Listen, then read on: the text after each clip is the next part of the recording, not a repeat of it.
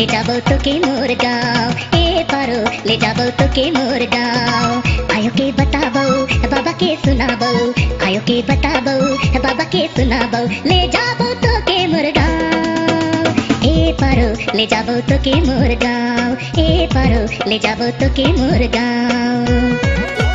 बहिन मन के नचवाइए नया गाना प्रस्तुत करत है डीजे विप्लव खलको और डीजे गोविंद खलको, सरायगाछी वर्षा कॉलेज रोड गणेशपुर भोला गांव से। बाबा ओ बाबा तोता कब दिखता भाले भालोबासा ए गान चला हो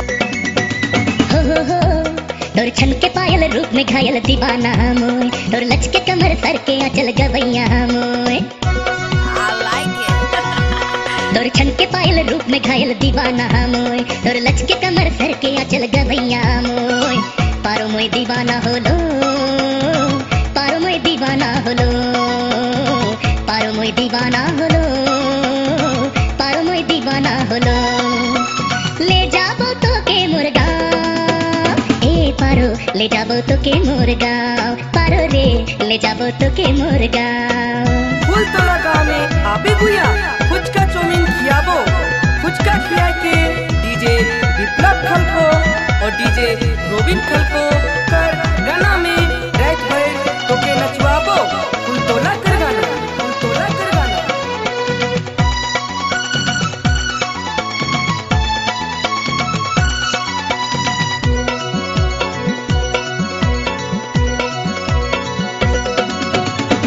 हो मोर धड़कन में तो के बसाए ले मोय, मोर सांसों में तो के सजाए ले मोय।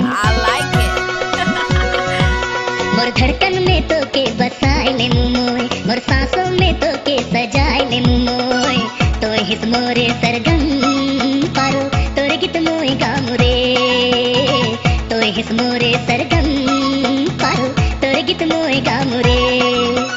ले जाबो तोके मोर गाँव, ए पारो ले जाबो तोके मोर गाँव, पारो रे ले जाबो तोके मोर गाँव। प्रेम रूपी डोंगा में बैठ ले पारो, प्रेम रूपी डोंगा में बैठ ले पारो, ए पारो ले जाबो तोके मोर गाँव, पारो रे ले जाबो तोके मोर गाँव। आयो के बताबो बाबा के सुनाबो, आयो के बताबो बाबा के सुनाबो, ले जाबो तोके मोर गाँव, ए पारो ले जाबो तोके मोर गाँव, पारो रे ले जाबो तोके मोर गाँव, ए पारो ले जाबो तोके मोर गाँव, पारो रे ले जाबो तोके मोर गाँव।